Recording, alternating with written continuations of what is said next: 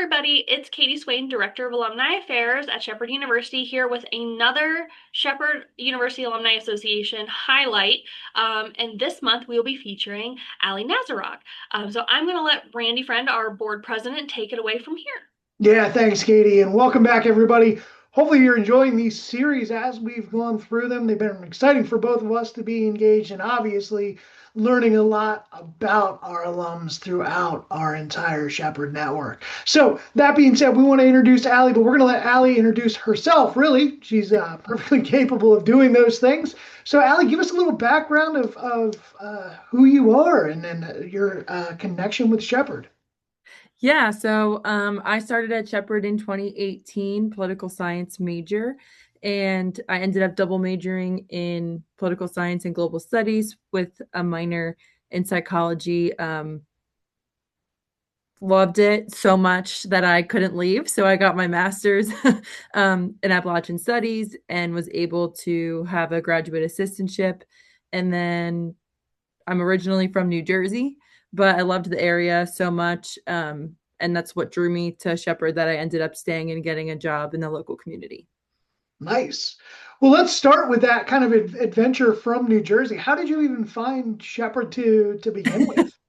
Yeah, so I played on an elite club team for soccer when I was in high school, and my parents' rule was if I was going to play on this team, and obviously those teams are expensive, that I had to do like a college tour and look at an area every single time that I went. So Oh, I nice. was actually in a tournament at Bethesda, Maryland, and the Shepherd coach I knew was coming to my game, so it wasn't too far for me to do an on-campus visit. And the on-campus visit that I did was like in the spring when all the flowers were blooming and the whole campus was pink. And yeah, it was over from there. I Nice. knew I wanted to come. That's awesome. And so, obviously, you came, right? Poli sci, global studies, minor in psych. What made you want to study political science? I actually took a chance to kind of look at your LinkedIn page. Not only were you studying political science, it looks like you were very involved in kind of, it seemed like local politics in the New Jersey area. So kind of walk us through what made you choose that and that connection. Yeah, so actually during the soccer recruiting process, I actually was like a pre-physical therapy major. But in high school, like all of my electives were like history based, and I had like a conversation with my high school teachers and my parents at the time, and they were like, "We know that you just really want to help people, and that's like what was driving me towards the medical field. Like, what if you kind of blended helping people with what you're actually interested in, which is more of those like political history classes." So I took that advice and I followed it. And I started taking the political science classes and I absolutely loved it. I can't say enough good things about those professors or that program.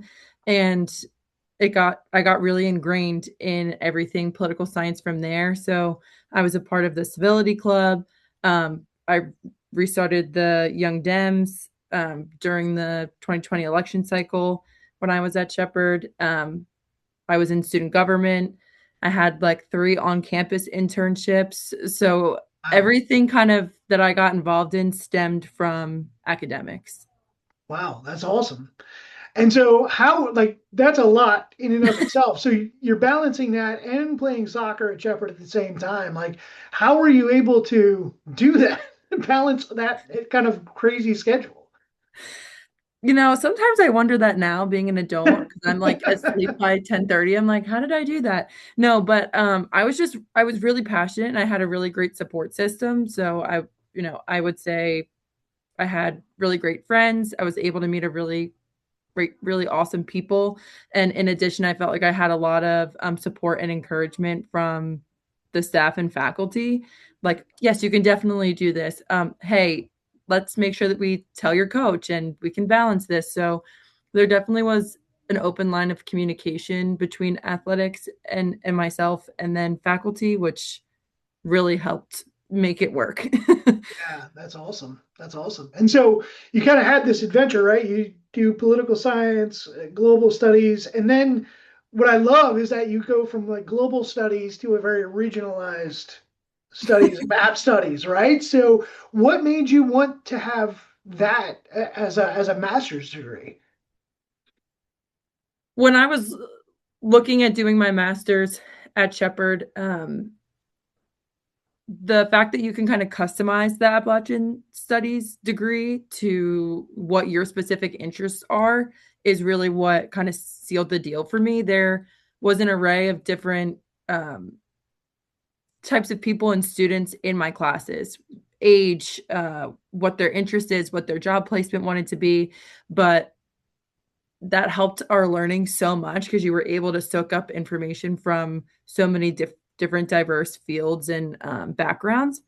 So when I realized that I could kind of hone in on like community development, I was like, okay, this is perfect because I know that that's really the direction that I want to go.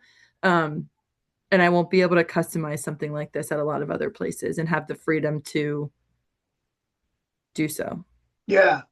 And so currently you are a fair housing specialist. Tell me what exactly that is and how that operates, because I feel like there's a solid connection between the programs you've done at Shepherd and this, especially for your passion. So tell us a little bit more about that. Yeah, so I got hired as a fair housing specialist. My title changed like less than a month ago, but I what drew me to that job was it really blended like my work that I did on campus with community service and nonprofits and like helping people, which is you could say is more of a social work type um, job or placement with that background of politics and advocacy and policy. So I began as a fair housing specialist at Telamon, which is where I currently work, and grant cycles have been interesting over the last few years. Oh, So I bet. um, I was cross trained as a HUD certified housing counselor, Okay. and I was able to transition as the funding changed from a fair housing specialist to a HUD certified housing counselor. And most of my undergraduate and master's degree research was on um, poverty reduction strategies. And so it's to me like really funny that my current company or nonprofit's mission is to disrupt the cycle of poverty. So I feel like it all kind of came together. Not exactly how I was expecting it. Definitely a lot of stress and tears, like every person when you're getting out of school into the quote unquote real world. Um, I was freaking out for a little bit, but I definitely am where I'm supposed to be. Yeah, And that's awesome. Shepherd helped a lot with that. Yeah, so for those who don't understand kind of what HUD is and those types of things, can you kind of elaborate on that for folks who may not kind of be aware of what that is? Yeah, so HUD is the entity of the federal government that works with housing. So HUD stands for Housing and Urban Development. And there are housing counselors across the country whose jobs are to assist individuals with different housing and budget related goals. So in Jefferson and Berkeley County, I work to do group education classes on financial literacy topics, first time homebuyer classes, successful renters program. So housing from people that are homeless or unhoused and getting them housing to renters trying to make it work Yeah. to people trying to buy houses to people that are in foreclosure or missing a mortgage payment. So all of those avenues are where I get phone calls and I'm able to sit down and help. And then HUD also encourages us to do group education. So let's teach about basic budgeting and all the classes that I just talked about. So when I am telling people what I do, it can be a lot. Yeah. Like those are a lot of words. I don't know what does that look like. Um, I usually tell people that anything that has to do with your housing or your budget, you probably want to talk to a housing counselor because that is what we are trained to help with. And yeah, HUD has grants out for housing counselors in all different parts of the country. Wow, that's awesome. Man, that's great work. Especially now because it's so the how I mean, I don't need to explain this to you, right? But I mean the challenges of the housing market is one that's probably arguably hasn't been seen ever, I would say, right? With between the clash of inventory and interest rates and those types of things definitely makes it more difficult for folks who are first time home buyers without a doubt. So you're doing great work. Uh, Thanks. that being said, right, like, okay, let's stay on this theme of Aly does way too many things all the time. Yeah. You're also an adjunct professor for debate and forensics. Like, I walk me I through all this. so yeah, so I was the adjunct for a year in debate and forensics and first year experience classes. Okay. This past year there was a debate and forensics alum that took over after I did a year um, in teaching debate and forensics, and now I spend most of my time doing first year experience classes. Okay. That was so much fun. I learned so much. I never wanted to let go of Shepherd. Yeah. Um, it was hard. I was so ingrained in the community, like in the clubs that I was a part of, with as I will get here, I'm sure, but I worked in the community service department, student affairs. Um, and so it was really hard to leave. So I wanted to find a way to still give back and be able to be connected with Shepherd and the students. Yeah. So the debate and forensics position opened, and I was able to apply and do that for a year. But you're right, it was a lot, and Yeah. I had to take off more time than I wanted to at my current job because they go to tournaments and Right. yeah. So I did my time, and then the class that I'm teaching now is a little bit more tied to the work that I'm doing at Telamon. Okay. My the class that I'm teaching first year experience wise is actually centered on community service. So Nice. Okay. And how do you feel like, being able to teach obviously keeps you connected and those types of things, right? But um, you know, having that connection to first year students, do you see a receptiveness to that, especially around the community service aspect? I mean, I feel like that's always been such a big piece of Shepherd's culture, and obviously you're carrying that torch as you do these types of classes. What things have stood out to you of kind of the newer students that are coming in, maybe embracing that tradition of community service? yeah, I think students want to be involved, but the how and what that looks like can be a little bit more challenging, Okay. especially as we're still, I hate to always like talk about COVID, but a lot of the students, like they did go through that at really formative years in their life. So Yeah. that is tough. So I really like the fact that I can kind of work into the curriculum, getting them involved in some way and making that an assignment that is supported because I think it's also a personal experience. I really got involved in things through academics. Like I wasn't really paying attention because I was in athletics and already doing a lot to maybe all of the other on-campus events that I should have been, coulda, shoulda, woulda. But anything that was academic related, like I was always there.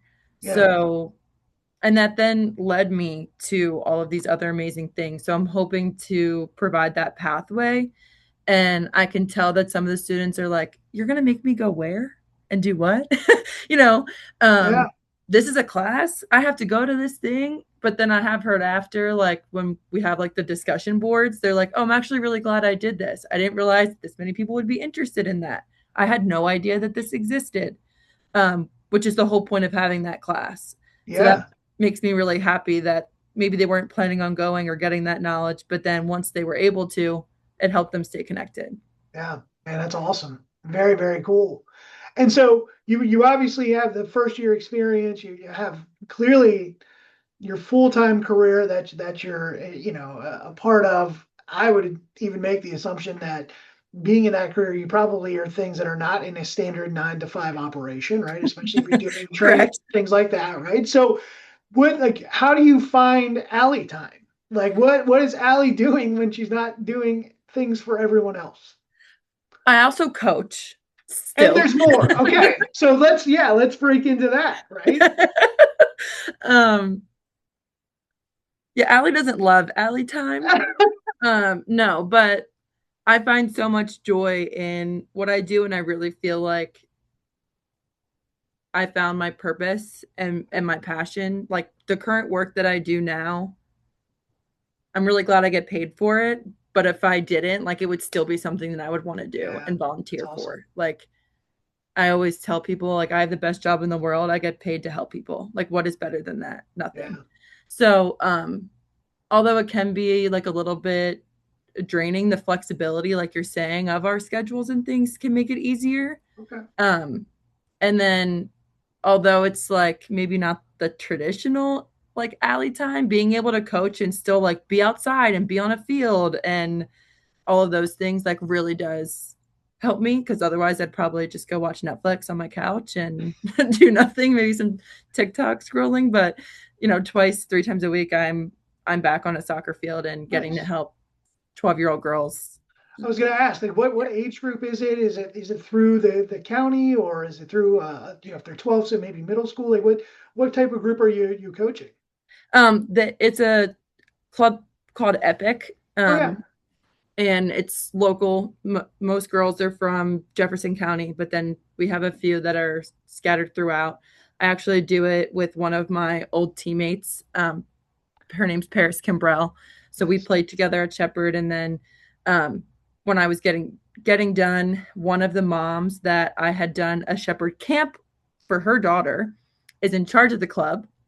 Oh So she wow. reached out to me and she was like, "Hey, I remember that you coached all these um, oh my gosh, I forget what they're called, like clinics Yeah. that Shepherd Women's Soccer put on. And you were one of the athletes that coached. Are you interested in coaching after graduation? Because there's some positions that you might be interested in. I was like, yeah, actually, Yeah. I would love that. So, and then I, of course, got Paris involved with me, and we've been having so much fun, like being able to give back in that way and like Yeah. help other young girls be able to recognize like their confidence and their potential and help fuel their love for a sport and like being a girl and a woman myself. Like I never had a girl coach ever into Yeah. growing up. um and so being able to provide that for them, especially to say like, yeah, we played in college, you could too, that's priceless. So Yeah. I'm happy. So how long have you been doing that? since since basically my graduation, so I think we're going on 3 years. Yeah. So you're starting to get some of your athletes like maybe even playing at high school level and things like Mhm. that at this point, right? So that's super fun. That's awesome, right? Yeah. Oh man, that's super exciting. Yeah, there isn't a lot of alley time mixed in there, right? But I think that's good, right? Like you're able to connect back to that. And what's it like coaching with a teammate? We laugh so much because Paris and I lived together and we were captains together. Okay. And, we had different personalities as captains and we have different, maybe not philosophies, but different coaching styles.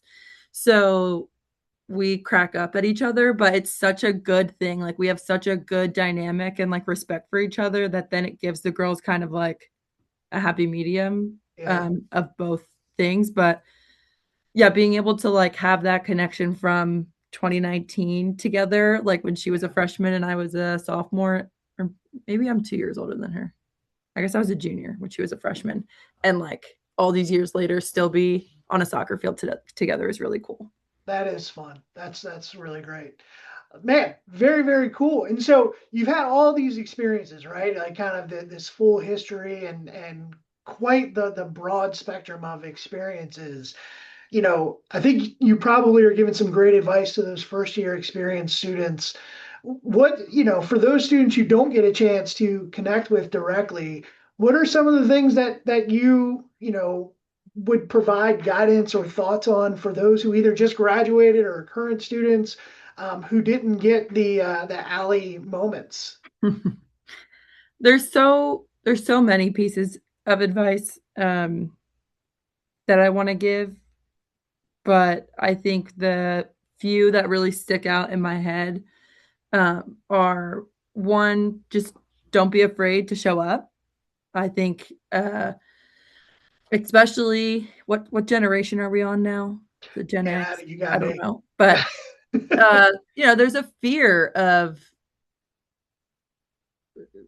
judgment. There's a fear Yeah, of what people think or say, or I even see it in my 12-year-olds, and I'm like, come on, a voice that is different than that. But um that's number one, because just showing up one time can really lead to things that you had no idea were out there or possible or that you enjoy.